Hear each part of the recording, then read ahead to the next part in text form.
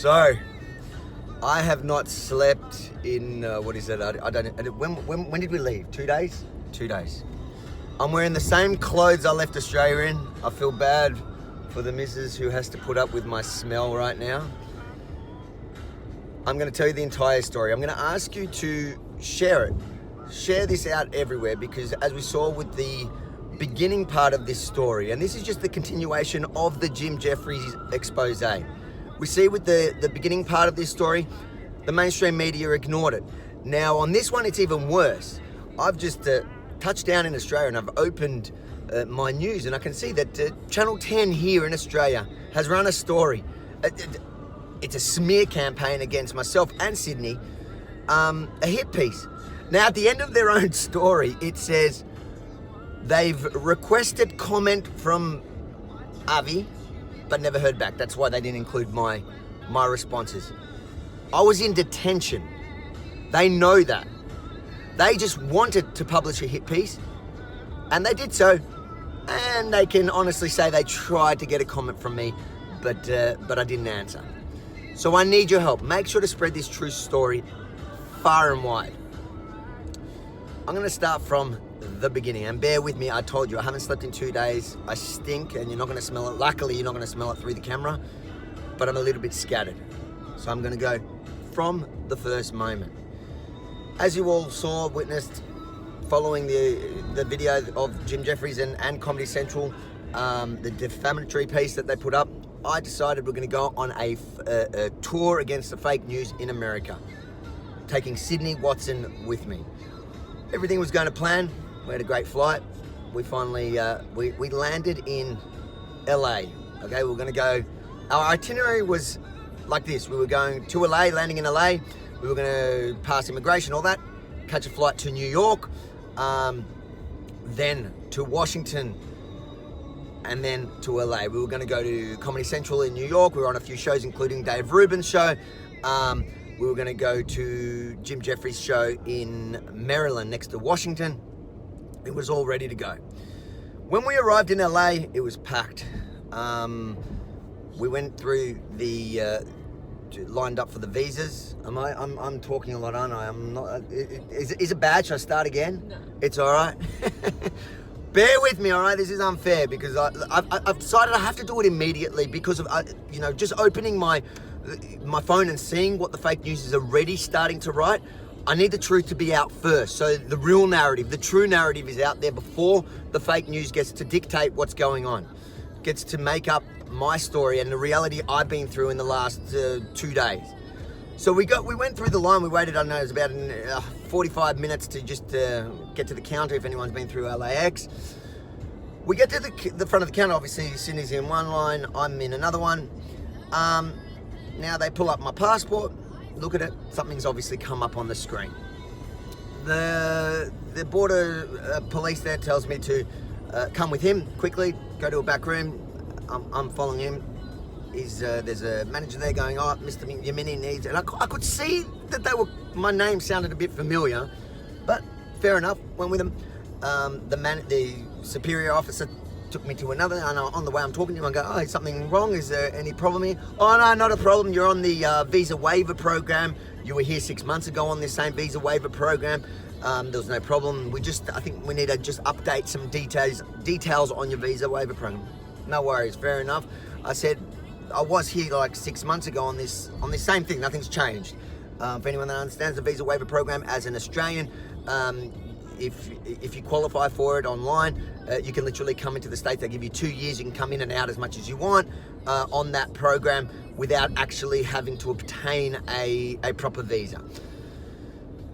I've gone with him. They've taken me to this back area where they do more checks, more questioning. They called it standard, just wanting to update my information on my, I think it's called the ESTA program, the visa waiver program. They checked my bags, everything's looking kosher. They started, they're asking me a bit more about what I'm doing in the States. Fair enough. Now, they said to me, "All right, we need to just sit down and have a conversation about a few details." No worries. They take me to a room, and I tell you, this is like straight out of a movie. The door opens, and at this point, I'm starting to sense there's something more to this story. They open the door, and there's a man in a suit and a woman sitting behind a computer. I walk in, they flash their IDs, and we're from the FBI, and we need to ask you a few questions. I saw that, and I couldn't help it. I looked at her and I cracked up laughing because I realized what was happening. I realized that my prediction that I made on Steven Crowder's show, which Steven Crowder laughed it off, said, "No, this is America. You can say whatever you want. No one can stop you from coming into the country." And I predicted that I will most likely get deported. It was coming true. And I found it hilarious. The bloody FBI, I'm in a movie. The FBI are coming to see me on my entry to the United States. I sat down. Now, the FBI went through a full, there was probably an hour interrogation on my visit. The first thing they said to me, which is important to note, the first thing they said to me when we sat down is, "We do not work for Comedy Central. We are a separate entity." And I said, "But Comedy Central's the complainant, the informant in this situation." They say, "Well, Comedy Central have put forward a number of complaints regarding your visit here, which we need to just clarify a few issues." And I was happy to, because I did nothing wrong, and I stand by everything I've said or posted or everything. So they started to go through all my posts regarding this trip, including, there was one where Politicalite posted an article just talking about the trip, and they said the Politicalite added the image. In fact, it's a really good photo. I'll add it in the comments here, maybe. It's a good photo. Me in Israel, in my military gear. I look good. Do I look good in it, babes? That no one can hear. Do I look good? Yes, good. See? And she's not necessarily a gun person, but I look good in it. Anyway, so Politicalite used that image, and for them they tried to take, it wasn't really them. Comedy Central was complaining that these were all threats, violent threats against Comedy Central and against Jim Jeffries. Now, we went through each and every one of them, including that Politicalite article, every one of them. And by the end of the interrogation, I was cleared by the FBI. The FBI said to me, literally, "We have no problem with you being here. We understand," and they actually thought it was kind of funny. They understood why I wanted to be in the States to clear my name. Why I wanted to ask Comedy Central, one, why they ever posted that fake news, why they continued to leave it up, the defamatory content, why they're deleting everybody who mentions it. And share this video, or share the tr.news article that you're seeing this in, and tag them on Instagram, on Twitter, and keep the conversation going, because they can't.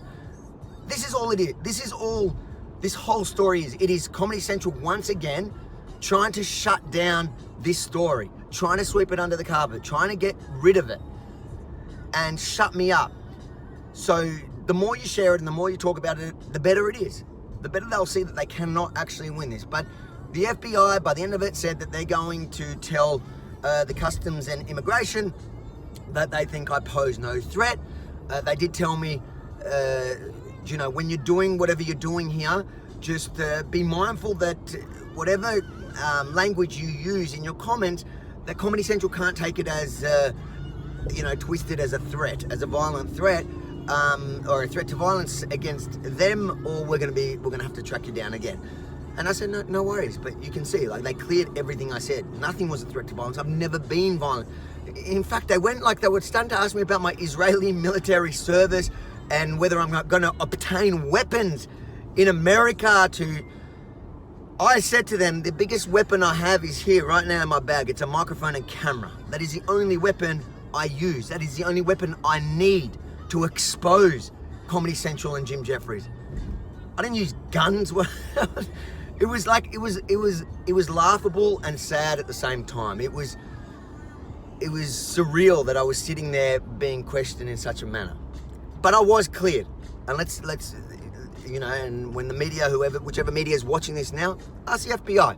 I was fully cleared by them to continue what I was doing. But the final decision now on my entry comes back down to customs and immigration. When I went back to customs and immigration, now I'm taking everyone's word, everybody on face value, everybody that I seen, because every single officer, border force officer, FBI, everybody I met were actually really fantastic, really nice to me, really good. In fact, I'm not gonna hurt anyone's career, but a number of them were fans of mine, and they were saying, "Oh God, I hope you get in so you can get this Jim Jeffries." So they were like real cool people. But I don't know. I don't know right now. And we're gonna have to test these theories, because at the end of the day, when I was put into detention for about 15 hours, a couple of more interrogations now through customs and immigration, and what they say they uncovered is that I came on the visa waiver program, and I want to highlight this. I came on it 6 months or 7 months ago as well and had no problem. But what they're saying now is, since they were looking deeper into it, they noticed on my first application, which was about 1.5 years ago, for this visa waiver program, you get about 2 years on it. So about 1.5 years ago, I made this application, and on one of the questions, it said, have you ever been denied a visa to the US? And I ticked no. Out of all their questions, I ticked no on that, which in fact, about 15 years ago, I was denied. So I made a mistake. I never hid it. I actually said it to him then. So I made a mistake, but my point is, since then, I've been back in the US on this same visa waiver program. It wasn't a problem. They're claiming that now, since it's been brought up, that what I need to do is go back home to Australia, apply for a visa, and then I can come back in. But they can't let me in because this document is now considered null and void. You can't use it. And you can't use a visa waiver program. You have to actually get a visa. Cool. I'm going to do that. I'm going to test. I'm going to see, and we'll know. We'll know whether this has come from higher up, and I'm just not allowed in the States. They just found a technicality to kick me out. I don't know. I don't know the truth. I don't know, because it's weird to me. The fact is, I've been back to America, no problems. The fact is, the FBI were waiting for me right then when I got there. But it can be. The truth is, it can just be that this time, because the FBI were called on me and everything that had happened, it just triggered this process that they found this little technicality and there was nothing they can do. They had to make me go home, get a visa, and come back. I am going to follow the processes, and I appreciate border security, and I think that I can sympathize with it. If somebody even accidentally breaks a rule within border security, with immigration, then they should have to go back, and I'm happy to do it, as long as that is the real reason, as long as there's nothing more to it, and we are going to find that out. So this is pretty much the timeline of it. I got there after 14 hours of traveling. Got to the immigration after about that first 40 minutes dealing with the immigration there. I had about an hour with the FBI interrogation, got cleared there. Had I think it was about 15 hours in a room with mainly Mexican illegal immigrants, who I got to chat to a bunch of them, who all blamed Trump for them being there. Anyways, it was an interesting thing. It was an interesting experience. I was there, not really any food. At one stage, they let me buy a sandwich. There was, I think the hardest point is communication. I got to use my phone once. That's when I tweeted. That's when I called my girlfriend to tell her what was going on. That's when I called Sydney, who was stuck on the outside without any communication, because Sydney only got through because she had an American passport. They only let Sydney Watson through because they couldn't stop her because she's an American citizen. But then when she was sitting out there, we were meant to catch a plane at what time? 9:15 a.m.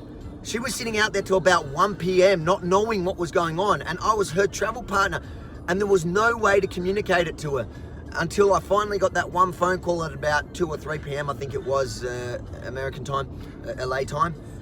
But now she's still in the States. We're gonna work together on what our next moves. And the truth is, my next moves, I'm not going to spread it online as much, because I can see Comedy Central won this round. They won it. If they think that this is going to end it, they're dreaming. Again, I'm going to tell you this again, Comedy Central. You should really, really go and talk to my mum, because she will tell you how persistent I am. You could throw the world at me. I'm not going to let this go. This has only made me more determined. The fact that since you posted that fake news story against me and haven't said a word, in fact, you've tried to silence anyone who speaks about it at every point, at every turn. In fact, you've tried to get me, you've got me kicked out of a country because you're so scared about what I'm going to highlight. Just makes me want to do it more, and I'm going to do it, and I'm going to keep doing it. I'm going to find you. I'm going to do it. I'm going to get this story. I'm going to make sure it hits the mainstream media, and it already is. Like, the fact is, a lot of mainstream media wanted to ignore the initial expose on Jim Jeffries. Even that Channel 10 article that I was telling you about with total fake news, total hit piece. Some of the language is disgusting. You can go read it yourself. You know, so they just bring the most irrelevant facts into it to try and paint me as something I'm not, as usual. But even at the end of the article, they said they approached Comedy Central for comment who refused to comment. Which, to me, I'm happy. I'm happy because more mainstream media is going to ask Comedy Central, what hand did you have in this? Why did you complain about Avi coming to the States? What are you so scared of? And that's why it is so important that everyone keeps sharing this story and share the fact that at the end, they may have got me on a technicality, and I wear it, and I will test this technicality out. Don't worry, I'm going to, in the next couple of days, apply for a new visa, even though it's interesting. I got out on that first visa 6 months ago, but I'm going to apply for it. I'm going to go through the process. I'm going to do it all. But the fact is, this time, I got banned because of Comedy Central's complaints. Whether it's directly because of their complaints to the goddamn FBI, I kind of feel like it was kind of like exciting. There was a certain like I was totally tired and wrecked, but there was an element of excitement. I felt like I was in a movie. The FBI and their little, like, they had their little, like, you know how they, like, it was like in the movies, but like, I'm doing it from the FBI. Like, he was like, even had the American accent. All it was like, it was surreal. But because of their complaint, I got deported. I got treated like a criminal, and people who come to countries, like, I'm not complaining. Don't take this wrong. I'm not complaining about my treatment when I was there. Like, the fact is, I was sitting in the room, and most of the people there, I think they were coming to the country illegally, either to work, whatever it was. And I don't blame. I believe in strong borders. Ironically, if you watch back on the video where Jim Jeffries, where he interviewed me, and when the part that he cut up to try and make me look bad, but the question when he says, whoever has the right to tell anyone when and where they can travel, who can, he was saying, I can't remember the word for word, I'll cut it, I'll put it here. I might sound like a hippie saying this. What gives anyone the right to tell anyone where they can and can't live? How ironic that Mr. Jim Jeffries, who thinks anyone should be allowed to travel anywhere, suddenly had a problem with me coming to the States. There's only one reason, because he's scared. Comedy Central is scared that this is going to become the conversation. But I think maybe I'm not going to get on all those shows right now that I was invited to. Maybe I'm not going to get to go to Comedy Central today. Maybe I'm not going to get to crash Jim Jeffries' show. But I think the fact that I was banned from the US is probably going to give this story more air than they expect. But I'm going to need your help to do it. So please share either this video or share the tr.news story. Let's get it out there far and wide. And I want to thank everyone. I know my messages on all my platforms are packed of people sending me love and support. And yes, obviously the haters are laughing and posting. Good on them. As long as I'm on there, as long as I dominate their brains, as long as I, what's the word I'm looking for? As long as I'm occupying their minds, I'm happy. So haters keep hating, but I'm really, really grateful for all the love and support I've been getting. I'm gonna go home now. I'm gonna do two things. Can I say it? I'm going bathroom, which I haven't done for many hours properly. And then I'm gonna have a shower and change into nice clothes. But thank you all. I love you all.